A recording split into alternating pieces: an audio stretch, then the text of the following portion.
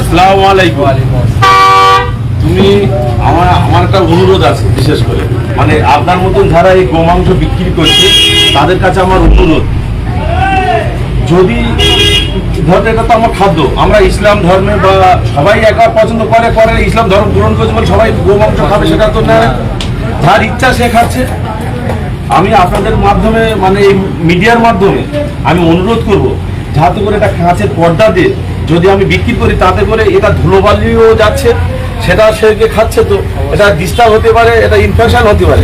আমি যতটা মাংসের দোকান আছে আপনার মাধ্যমে আমি অনুরোধ করব, যদি আমাদের এই কথাটা রাখা যায় কি দেখবেন, আমাদের কথা আমাদের কথাটা রাখার চেষ্টা করুন, কারণ এটা অনেকে পছন্দ করে অনেকে করে না।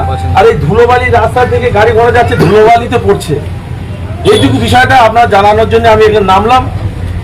আপনি চেষ্টা করবেন যদি পালন করা যায়, সেটা আপনার ব্যক্তিগতভাবে, আমি আপনার জোর জুলুম করছি না। আর আমরা যে আবার এই বার্তা যেন না যায় যে বিজেপির পক্ষ থেকে যে আমার গোমাংস খাওয়া নিষেধ করছে বা দোকান বন্ধ করে দিচ্ছে, এরকম কোনো যেন বার্তা না যায়, আমি আপনার শুধু কাজ দেওয়ার জন্য আপনার কাছে হাত জোড় করে অনুরোধ করছি।